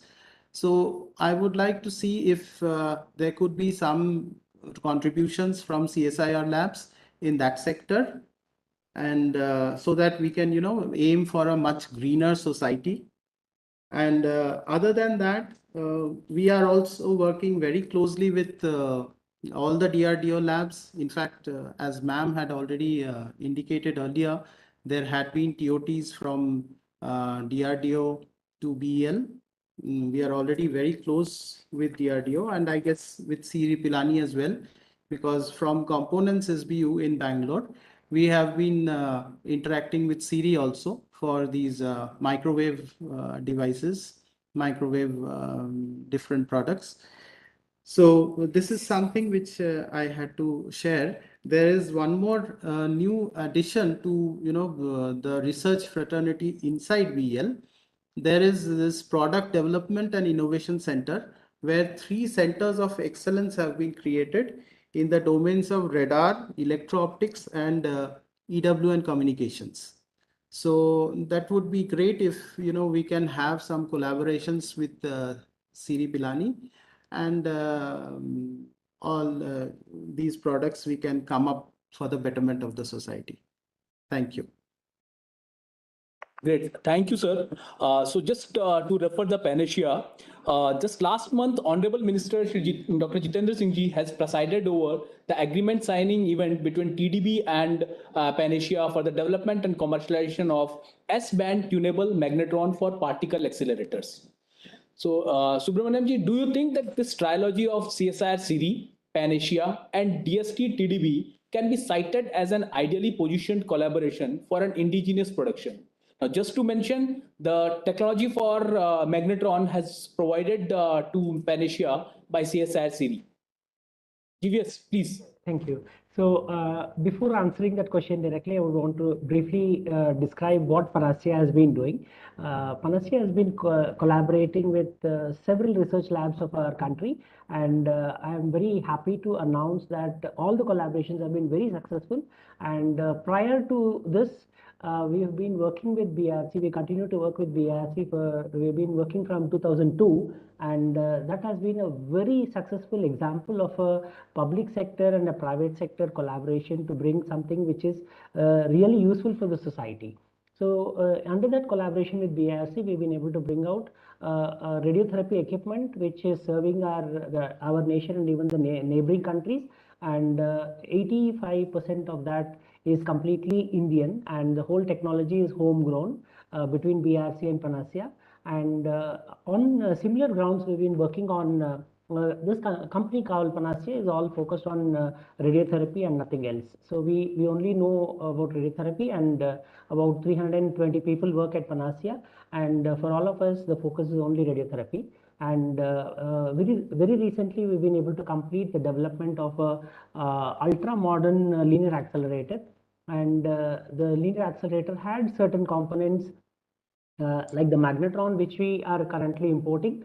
And when we actually got an opportunity to look at a call from Siri that there is a magnetron technology available, we jumped on it. And it was also an interesting story because this whole technology was developed during COVID in a non-contact way over a call like this. And most of the interactions have been without physical meeting face to face with it. But the kind of support that we got from everyone at Siri was excellent. And in a very short time, about close to less than 1 year, we've been able to assimilate everything because people have been forthcoming, and the kind of interaction that we've been having with all the scientists at Siri is excellent. And as a result of it, we've been able to develop most of the commercialization, and then at that right point, we actually applied to TDB to fund us. TDB has already funded Panacea in developing the linear accelerator itself, and it is now commercialized. The linear accelerator has several new features which are not available globally, and these features are patented, and US Patent Office has granted patents to it. And TDB has been funding us from last 5-6 years, I think now. And we are actually able to demonstrate Indian technology, the true example of technology conceived, developed at research labs of our country, commercialized at Indian companies, and also funded and helped by handholding through, again, agencies like TDB. So it's a clear example, I would say it, for someone who wants to look at growing in the technology. And today we also got opportunity to learn about several more semiconductor technologies that we would be working with. We would be interested to work with Siri, and we look forward to a collaboration like that.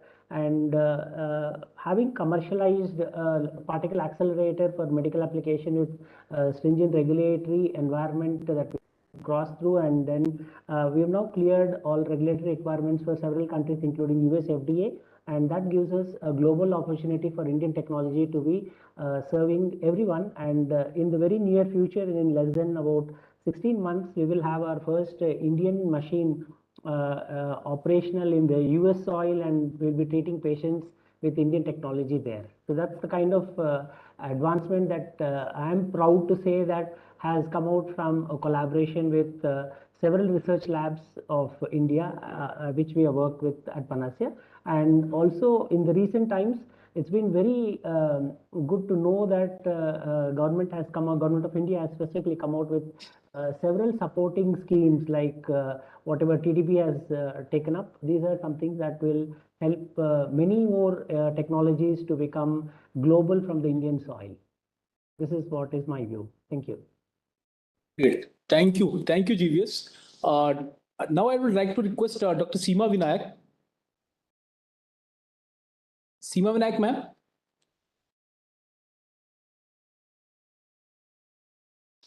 Yes, please. Yes, ma'am. Ma'am, how do you see this opportunities and challenges thing? And because you have been present to this panel discussion also, so how Yeah, do yeah, you yeah. see that based on the inputs from? See, it's a wonderful discussion, and at the outset, I would like to congratulate Director Siri for showcasing such a wonderful work that Siri is doing, and also the kind of technologies that you have taken to industry. I've had a chance to listen to all the panelists, all the esteemed panelists, and I feel that everybody is very hopeful about the kind of outcome that the industry and the R&D within India, the potential that it has to contribute to the growth of the country. And as it is, a number of examples have come forward. So I look at it as a major opportunity, and the fact that there is a thrust for the users to kind of give priority to the Indian made products is something very, very important, because unless we have that trust, there is always a tendency to see that, okay, when I'm doing my bit, it may be better that the inputs that are coming for my bit are kind of from either from abroad or from a known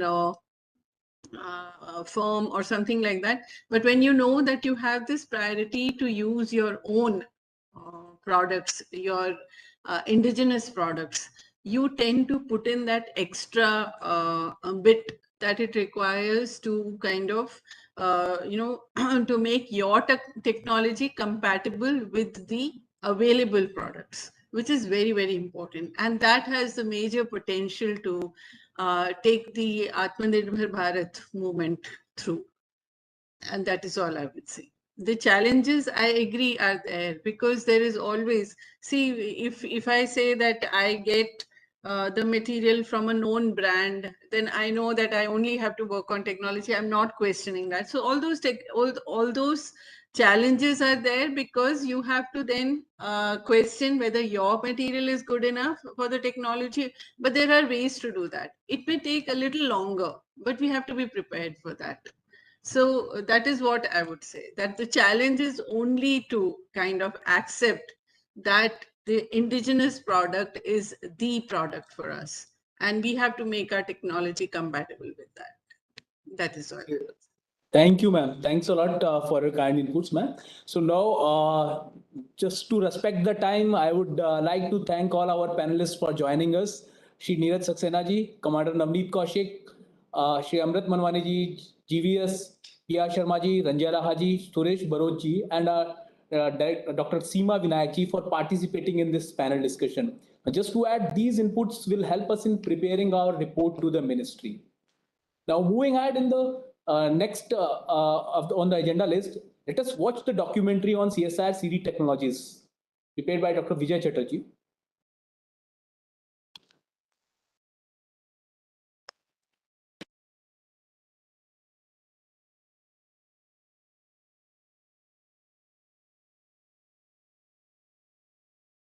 The Government of India established the Council of Scientific and Industrial Research (CSIR) in September 1942. CSIR has a dynamic network of 37 national laboratories, 39 outreach centers, 3 innovation complexes, and 5 units with a pan-India presence. CSIR Central Electronics Engineering Research Institute CSIR CERI is a premier research and development institute under the Council of Scientific and Industrial Research. Since its inception, the lab has significantly impacted electronics and allied engineering in the country, especially in microwave devices, sensor technologies, VLSI design, and embedded systems. The foundation stone of the institute was laid by our first Prime Minister Pandit Jawaharlal Nehru in September 1953. The institute is working in 3 core areas, which are semiconductor, microwave, and advanced electronic systems. The semiconductor area of CSIR series is dedicating its service to the conceptualization, design, fabrication, and packaging of various sensors. The group has established state-of-the-art microfabrication laboratory intending to realize physical, chemical, and biological sensors and platforms. In line with the country's strategic need, the group has developed various sensors, such as pressure sensors for launch vehicle applications and gyroscopes for angular rate measurement in aircraft. Acoustic sensors for high sound pressure levels in launch vehicles and capacitive micromass and ultrasonic transducer for non-destructive testing applications. The group has also developed an accelerometer, magnetometer, and film bulk acoustic resonator. The lab has also developed a wide range of RF switches having many applications, such as satellite, communications, and medical applications. Hot plates using LTCC technology have been used for microfarming at DRDO Dihar. Battery-operated bomb insole integrated shoes for cold terrain applications. For societal needs, the sensors team has developed devices for chemicals and biological sensing applications such as ISFET for various ion detection in solutions. Gas sensors for industrial and home applications. CNT-FET for the detection of biomolecules and HEMT-based device for breast cancer detection. The activities in the microfluidic areas are also conducted. Thick film-based sensors, electrode for chemical and biosensing applications have also been developed. Gallium nitride-based indigenous DC, AC, and phosphor-free LED chips for lighting applications are noteworthy development of the group. For integrated optic communication and sensing applications, a corrugated long-period grating device has been developed for the first time in the country. Gallium arsenide-based Hall sensors are another development in this area. Advanced Electronic System Group has been actively working since the early 1960s. The breakthrough development of this group is the development of indigenous television technology and electronics instrumentation systems for the Indian Railways, sugar industry automation and process automation of the tea industry. During the last decade, the lab has developed expertise in RO water plant automation, image-based food sorting systems, process control system, structural health monitoring, and VLSI technology.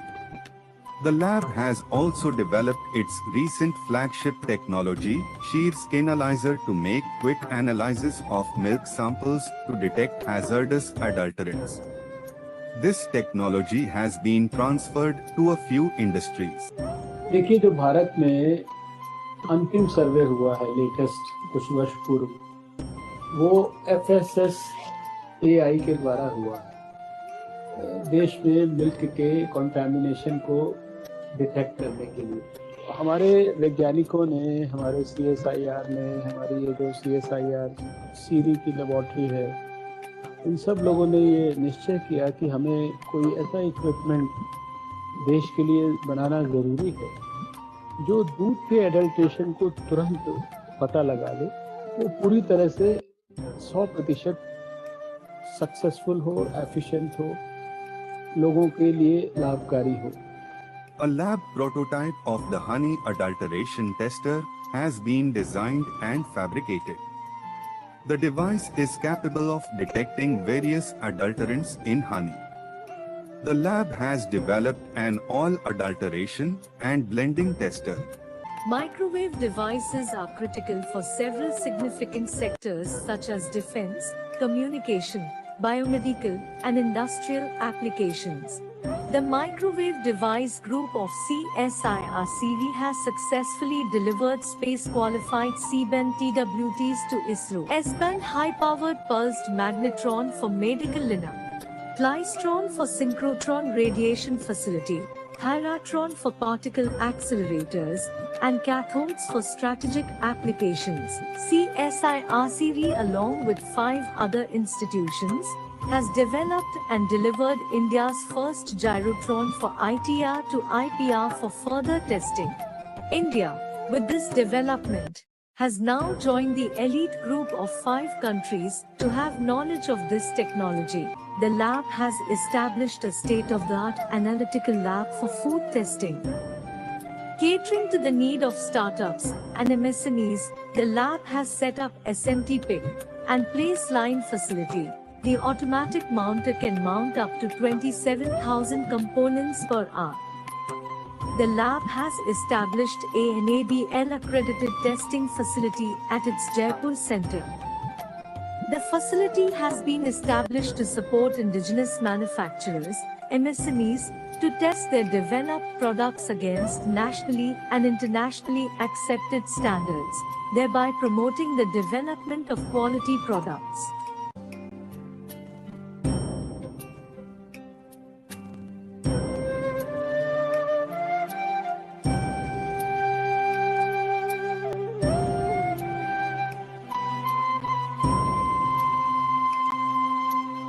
Thanks for watching.